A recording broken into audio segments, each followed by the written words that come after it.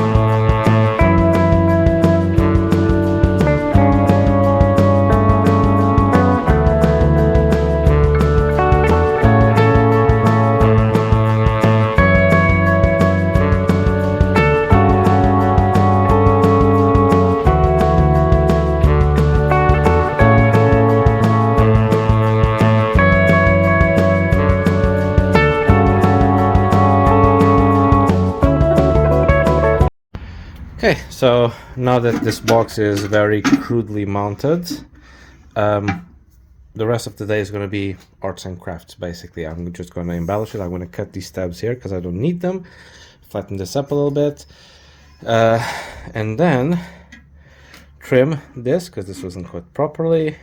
Then I'm going to cover it with rubber because we don't want, by any way, shape or form, for this box to become energized, because it will have a battery in. So I'm going to insulate all this. I'm going to put some rubber at the back. It's not rubber per se, and also on the inside. What I'm going to be using actually is, and this is why you have to use your, always keep stuff. I have these extra mats here, like for the floor, that I used to cover my gym inside. And I have extras of those. I think I'm just going to cut those and use those instead. So I just need now to figure out where the hell did I put them.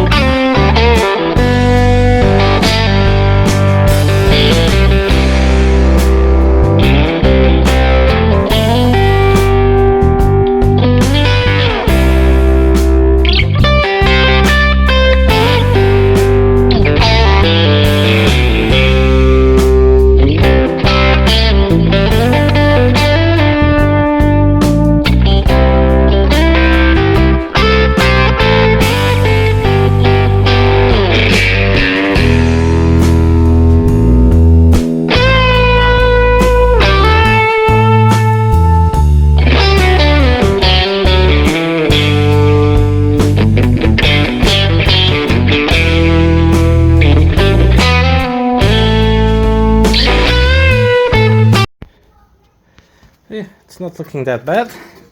Hides a little bit of the imperfections. To be honest, I should have made this bigger so it covered this. I don't like this, but I'll fix it. Not much of a worry. So yeah, so I'm gonna do this all over the outside, all over the inside. The bottom one will not be glued in because I'll be able to, you know, get onto the screws and so on.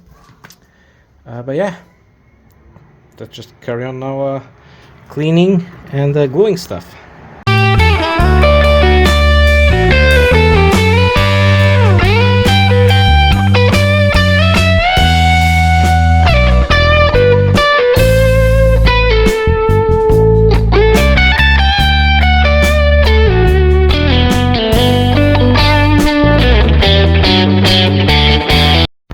Okay, so now we need to find a location to put our breaker.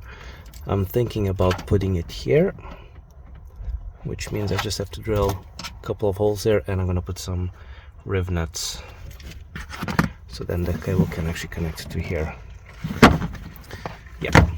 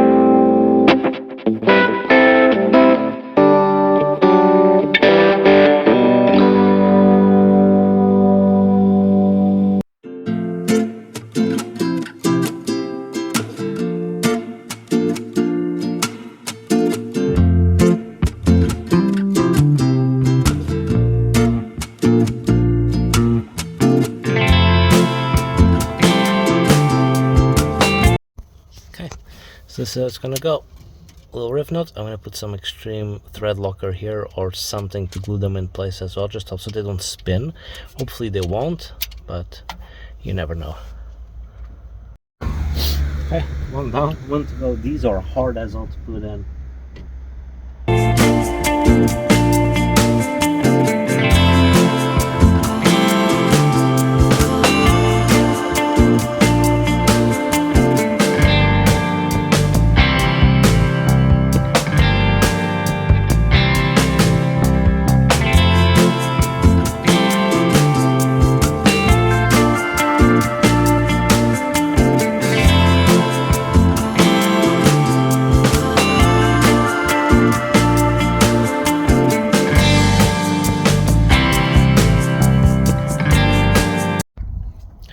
Okay, so I need now to cut both cables to size so I can get the extensions, and a lot of other YouTube channels and so on, they go about getting special tools to cut them on, etc., and expensive tools.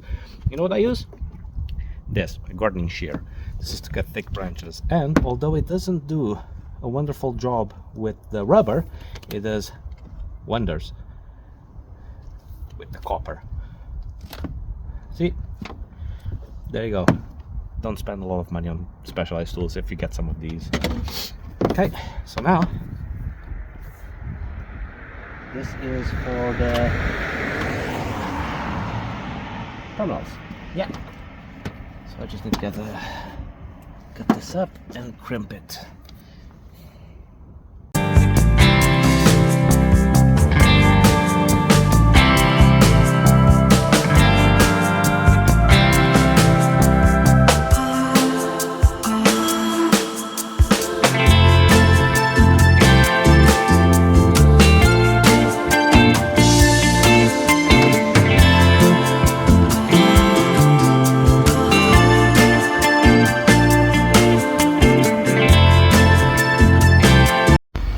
Okay, so this one is going to be straight to ground, and I'm going to connect it to the actual shock mount.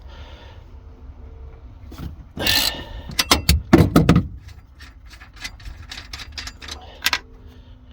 pretty straightforward. There you go.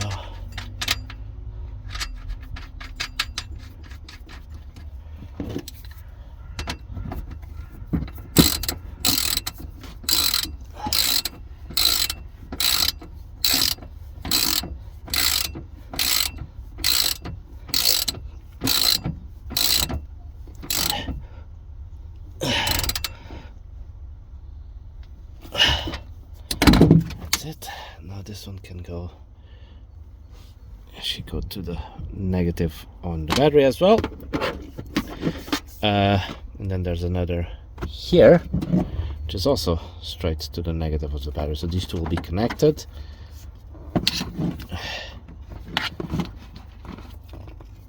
Like this. Yeah. All right. Okay, this was hard work. So I glued everything here on the insides as well. As you can see, I had to unglue some of these bits because I got this rubber trim I'm going to put here around. But either way, it closes properly. Looks pretty good, in my honest opinion. You have a gap here, but I don't care. I just need to put now something on the inside over there. And the box is done. Doesn't look that bad.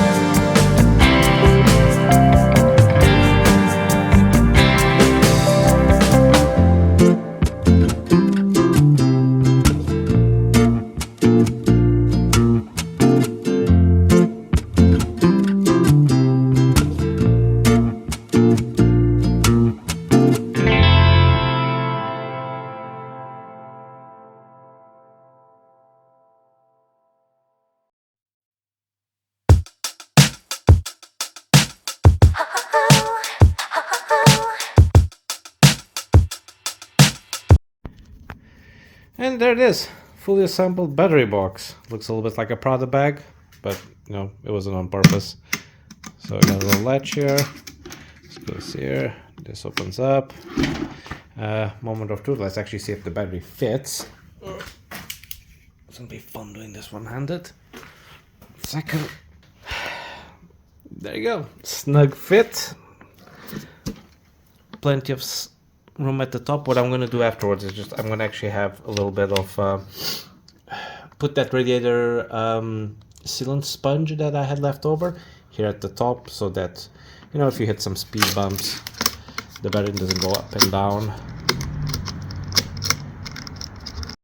Alright, so box a bit too big. Either way, this is where it's going to go, because this way it allows it to open almost as fully, and here as well, which gives me ample access to the battery. Also, I kind of cut the cables short. I have extra ones on order, but either way, they fit.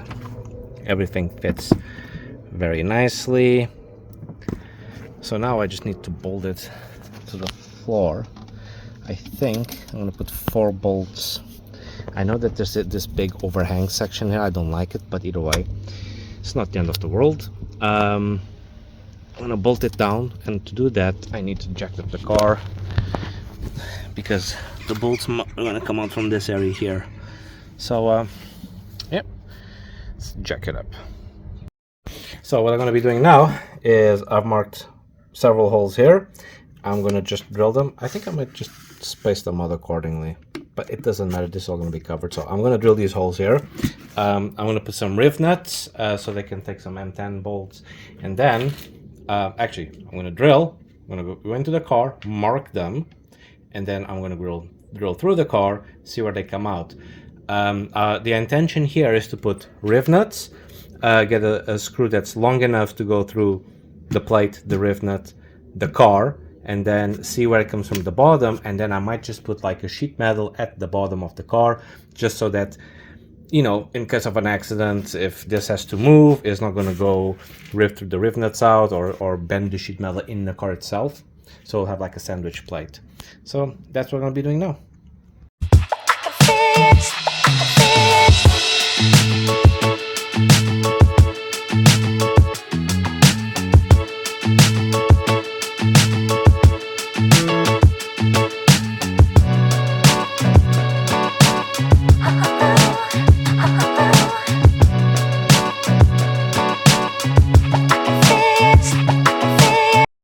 Okay, I marked some holes. Now I'm going to drill through them, and I want to do the first two here, and I want to see where it comes out from the wheel well, just so that I can measure my options, because I might have to go under the car and check under the exhaust.